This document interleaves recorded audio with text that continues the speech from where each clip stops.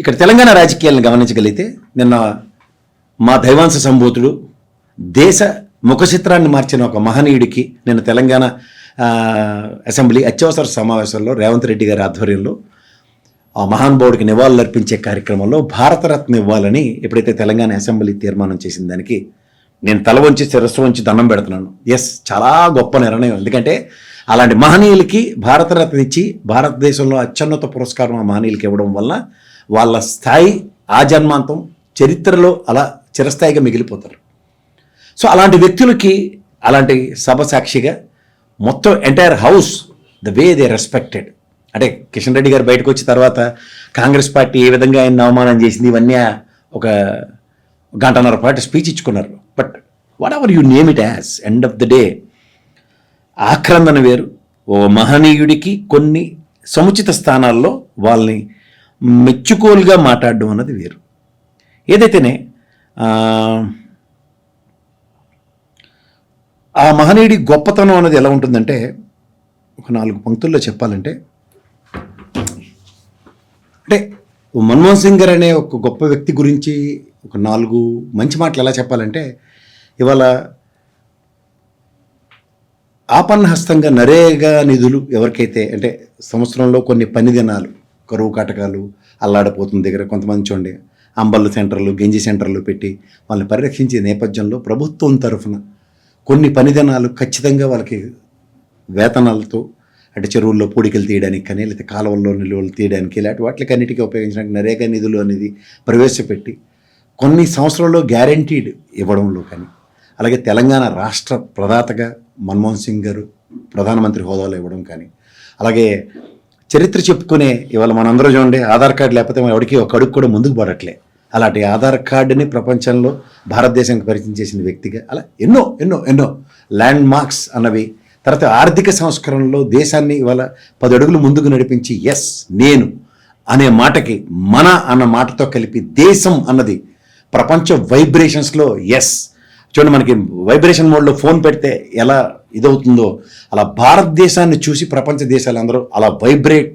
ఎందుకంటే వైబ్రెంట్ భారతదేశం కింద దీన్ని అభివర్ణించిన 1991 దశకంలో ఆయన ప్రవేశపెట్టిన బడ్జెటే ప్రపంచవ్యాప్తంగా ఒక వైబ్రేషన్ క్రియేట్ చేస్తూ ఇవాళ ఏదో నిర్మలా సీతారామన్ గారు చెప్తున్న మిలియన్ ట్రిలియన్లు కాదండి, ఆ రోజుల్లోనే ఆయన చరిత్ర సృష్టించాడు.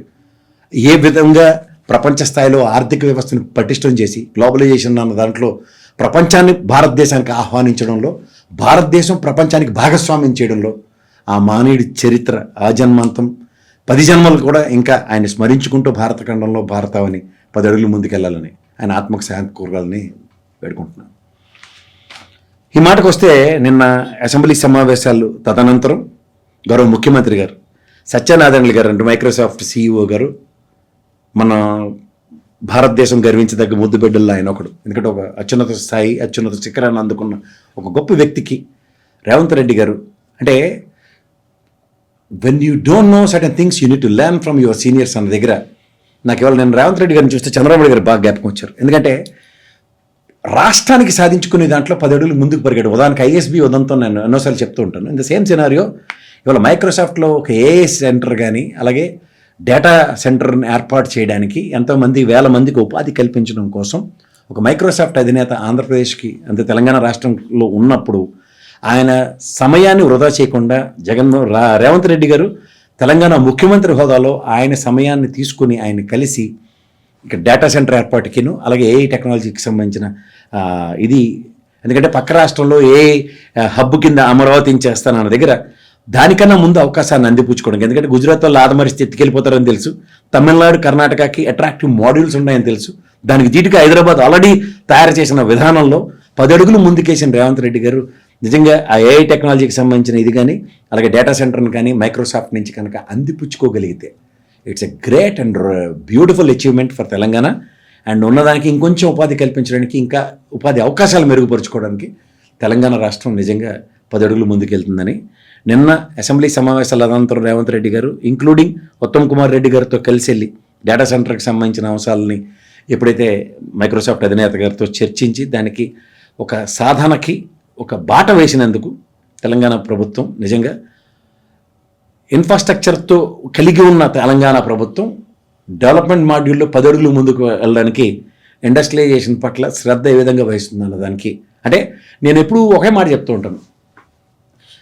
2020 విజన్కి చంద్రబాబు నాయుడు గారు ఒక బాట వేసిన తదనంతరం వచ్చిన ఏ ముఖ్యమంత్రి గారు కూడా హైదరాబాద్, ముఖ్యంగా ఇప్పుడు విడిపోయిన తెలంగాణ అని పేరు పెట్టవచ్చు, కానీ హైదరాబాద్ పొరుగుని ఆ రిలే బ్యాటలు అందుకొని ఎలా పరిగెడుతున్నారో తదనంతరం వచ్చిన రాజశేఖర రెడ్డి గారు కానీ, రోసయ్య గారు కానీ, కిరణ్ కుమార్ రెడ్డి గారు కానీ, కేసీఆర్ గారు కానీ, ఇప్పుడున్న రేవంత్ రెడ్డి గారు కానీ ఈ రిలే బ్యాటిల్ అందుకొని పరుగుని ఎవరు ఆపట్లేదు.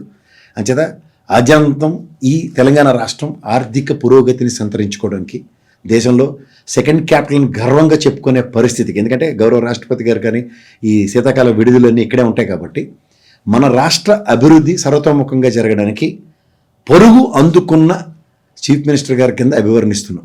అంతకనే వెళ్ళేది.